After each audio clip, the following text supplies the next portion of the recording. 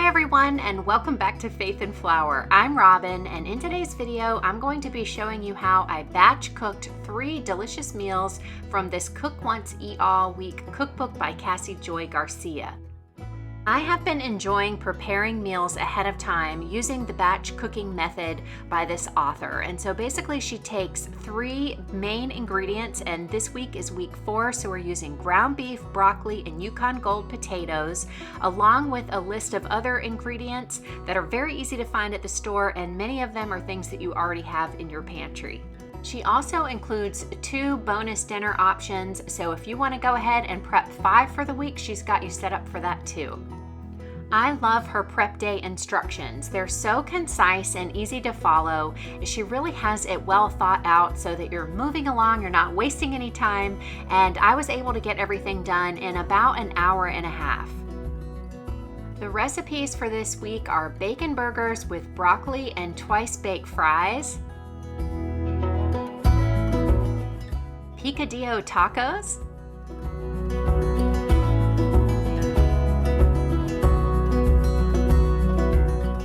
and cottage pie. This week's recipes are great for kids and if you have a meat and potato lover in your family. Prep day starts with steaming 3.5 pounds of the Yukon Gold potatoes. She gives you 2 options, Instant Pot, which I'm doing, or a stovetop method.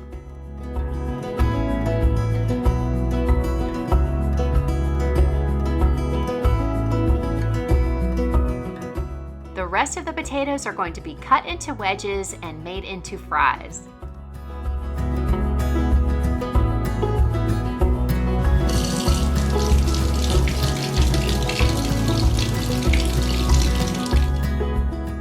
Be sure to check the description box for the link to my previous batch cooking videos using the Cook Once Eat All Week cookbook. And if you're interested in purchasing one of your own, I have it in my Amazon store, and you can also find the link for that in the description box.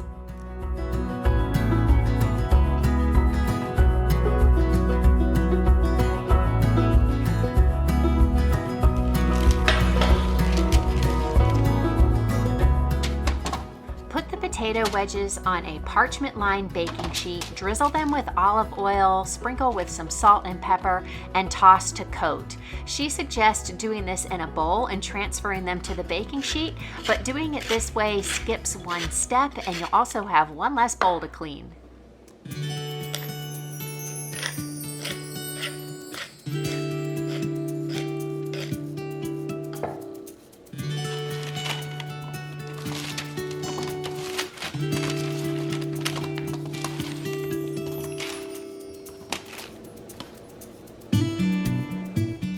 The broccoli is prepared in much the same way as the potatoes. Just cut them into little florets and then arrange them on a parchment-lined baking sheet. Toss with a little olive oil, salt and pepper, or seasoning of your choice, and you will bake both of these things together in the oven.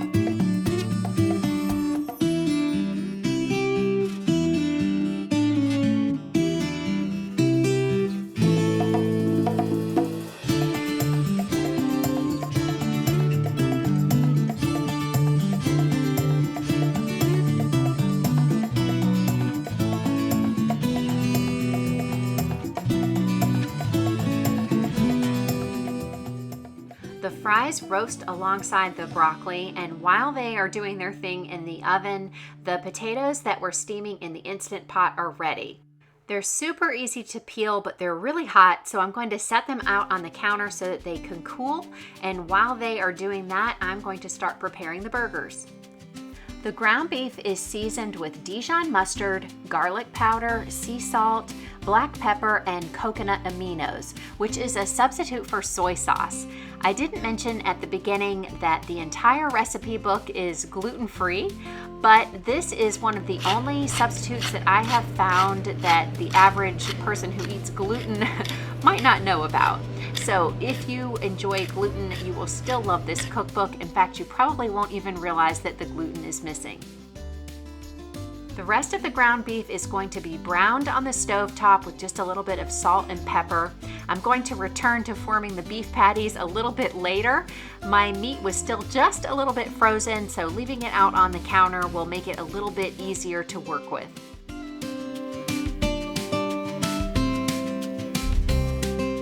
About halfway or 30 minutes into the cook time for the potatoes, they need to be taken out and flipped over, returned to the stove to finish cooking. But the broccoli is finished and I just have a few more steps left for prep day.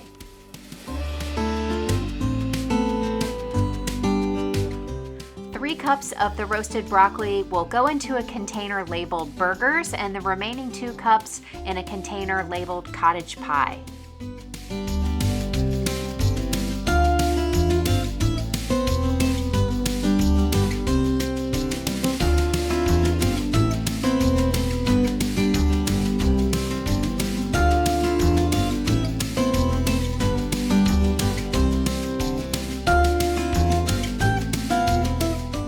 Now that the potatoes are cool enough to handle, I can basically just slip the skins right off. It's super easy. I'm going to cube part of the potatoes and put them in a container labeled for tacos, and the rest are going to be mashed and used for the cottage pie.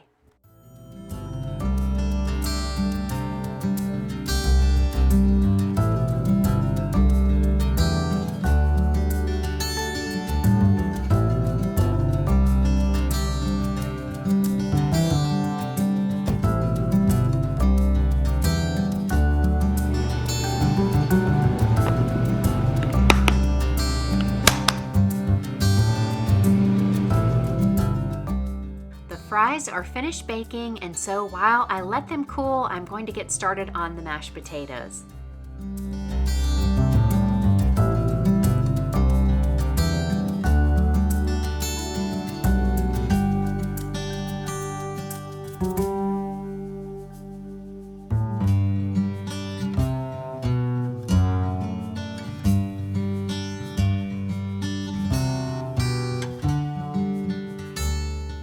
After adding butter, a little milk or cream to the potatoes, I'm going to warm them up on the stovetop just a little bit to make sure that everything's well incorporated. And then once they've cooled off a little bit, I'll put them in a dish and label it cottage pie. When the ground beef is done, I divide it according to her instructions into some glass sealable containers that I've labeled and I can store in the refrigerator for later in the week.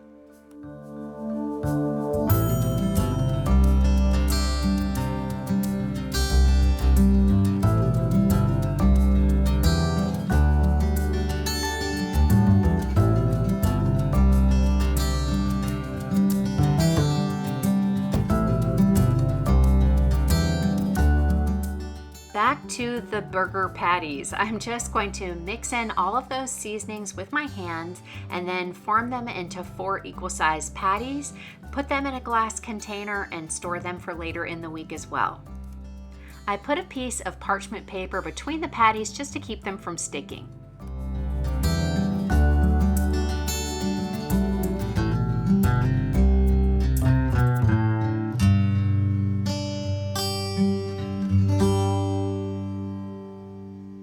Again this week, I took a shortcut and purchased some pre-prepared bacon crumbles instead of cooking the bacon, which is the step that you would do at this time if you choose. So all I have left to do is to make the picadillo sauce for the tacos. This week I didn't make any adjustments in the prep, but I would probably reduce the water. She called for 2 cups of water for this sauce, and I really think that 1 would be better. I don't know if that was a typo, but later on you'll see as I'm preparing the tacos, it's a little bit soupy and I had to let a lot of the liquid boil away. So next time I've made a note in my cookbook to reduce the water to 1 cup. This prep day took me about an hour and a half, and I think it would be even faster if I weren't filming. I find that completely reasonable because some meals take almost that much time just for the one. And this way I've got our freezer stocked with 3 delicious meals that are going to take me very little time each night when I'm ready to prepare them. And I feel like I got ahead on the dishes because on the nights when we have these meals, I'm going to have a lot less to do.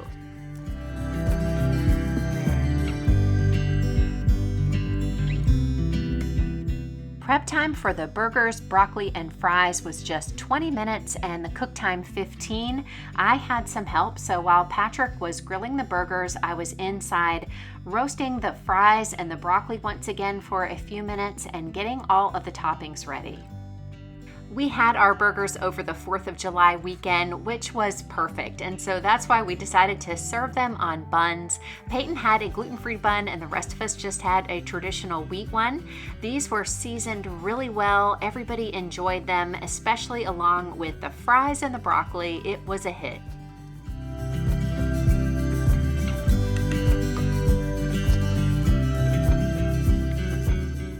Prep time for the tacos is 5 minutes and the cook time is 15.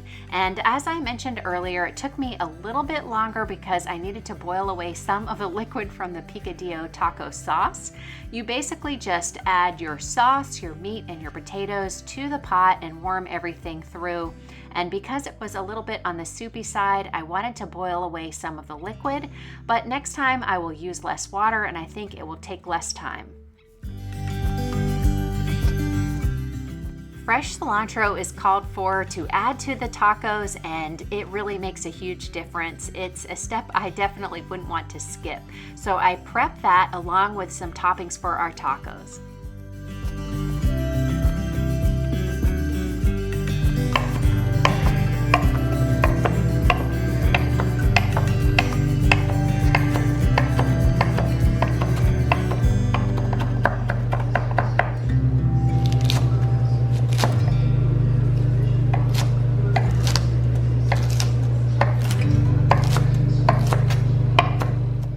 My guys love onions on their tacos, so I had a yellow diced onion, a chopped green onion, some lettuce, the cilantro, and some cotija cheese to top the tacos.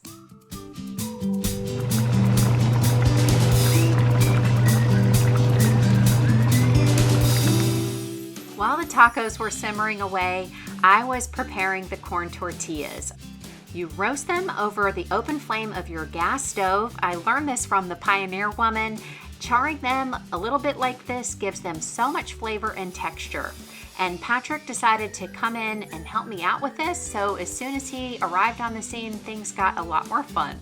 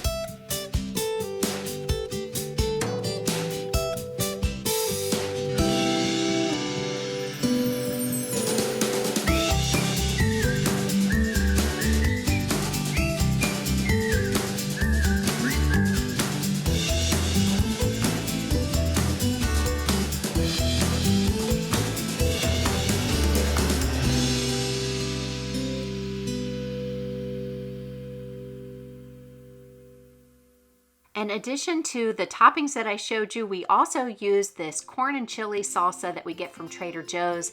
This is one of our family's favorites. I would definitely encourage you to use one of yours. And I definitely recommend setting up your taco night as a self-serve bar. Everybody enjoys fixing their tacos their own way.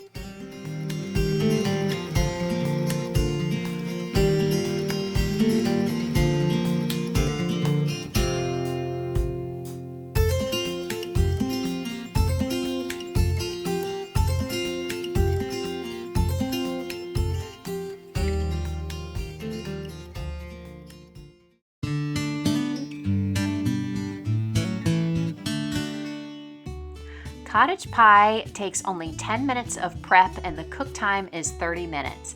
I would say this was definitely the easiest night and also my favorite. I loved this.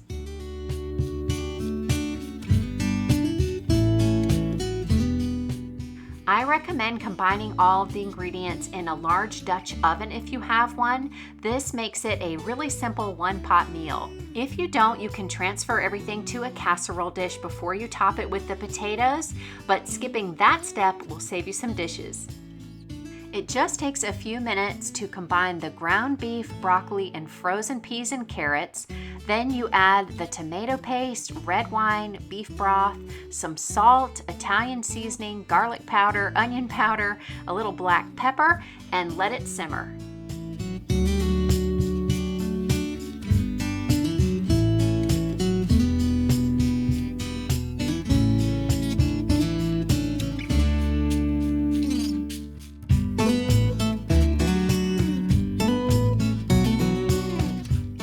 While you're waiting for this mixture to come to a boil, it's a good idea to warm up the potatoes because that will make them a lot easier to spread. She gives you a couple of options and I chose to do it in my microwave.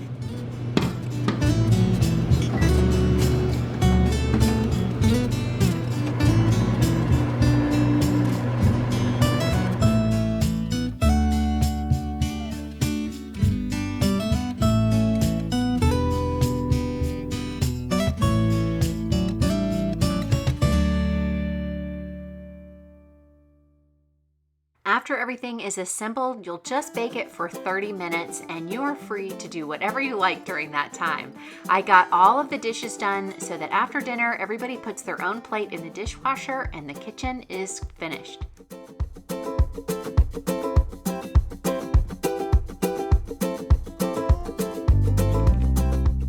This meal was delicious. I topped it with a little bit of parsley and it was a complete one-pot dish. My family loved it. I think this would be even better on a cold winter's night, but I love anything like shepherd's pie any time of the year.